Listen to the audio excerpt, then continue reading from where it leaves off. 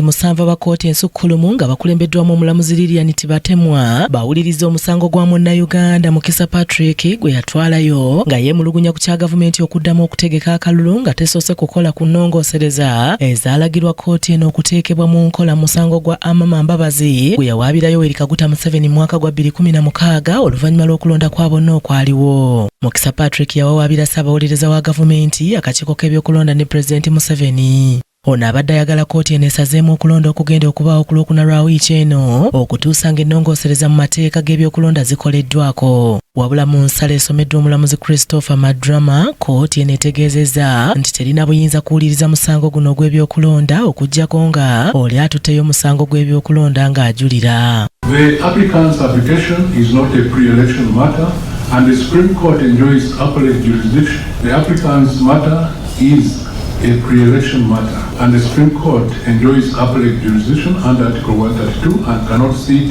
in an original matter for matters that do not fall under Article 104 and Section 61 of the Presidential Elections Act. Mu nsala y'abalamuzi bano bonna era bategeezezza nti omuwaabi Mukisa Patrick munnamateeka tagwanidde kuwaaba musango kika kino kuba si mukwano gwa kooti eno.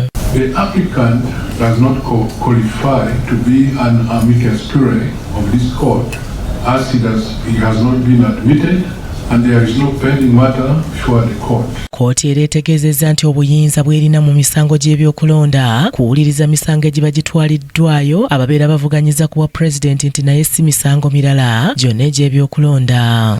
If a matter is a presidential election petition filed by a candidate, the Supreme Court has original jurisdiction and final jurisdiction in the matter. Kooti era etegeezezza nti akalulu bwa pulezidenti kali mu mateeka nti kooti bwe kasazaamu oba bwe kayimiriza eba eyingiridde obuyinza obw'akakiiko k'ebyokulonda. Kooti era esazeewo nti omukulembeze ku ddaala lya pulezidenti talina kuwawaabirwa mu kooti era nti ekyo ekitiibwa yakyesigaliza mu mateeka era kooti esinzidde wano n'eggyako Pulezidenti Museveni ku musango guno. Respondent is a sitting president of the Republic of Uganda who enjoys presidential immunity in office under the Constitution. While in office under the Constitution, in the premises he is improperly sued. Orders which strike out the proceedings against the third respondent. Mu kugoba omusango guno kooti eragidde buli ludda lweriyirire. The applicant's application is dismissed with no order as to cause. Oluvannyuma twogeddeko ne Ssaabawuliriza wa gavumenti Kiryowa Kiwanuka ku musango guno ng'ono atubuulidde nti ennongoosereza kooti ensukkulumu ze yalagira mwaka gwa 2016 zaakolebwa. Yagamba mune ebintu kooti bye yawaako endowooza mu 2016 tebyatuukirizibwa. Naye tumugamba nti ekyo si kituufu kuba ebyo byonna kooti byayogerako byakolebwa era Attorney General then ya reporting back mu kooti mu 2019. Ono era atangaazizza ku ky'Abannayuganda n'abasibe okubanga tebakkirizibwa kulonda. Mu diaspora tetuyinza kuteeka polling station kuba amateeka gaffe nga bwe gali constitutional polling stations zaffe zirina kubeera ku butaka kuno ku Uganda.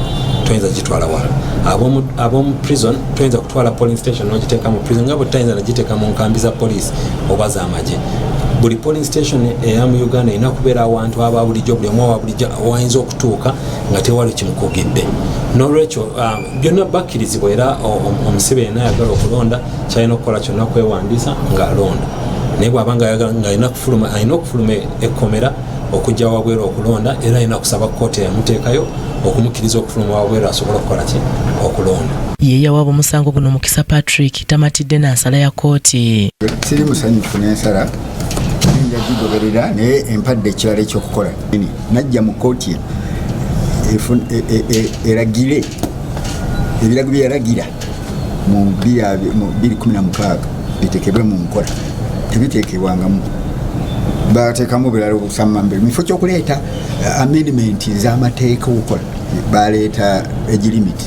Abalamuzi omusanvu ababadde mu musango guno ye Lilian Tibatemwa, Christopher Madrama, Mike Chibita, Catherine Bamugemereire, Anne Mugenyi ne Kibedi Muzamiro. Aneti Nakayibaale yakusakidde eggulire lino ku Racket TV amalindirire.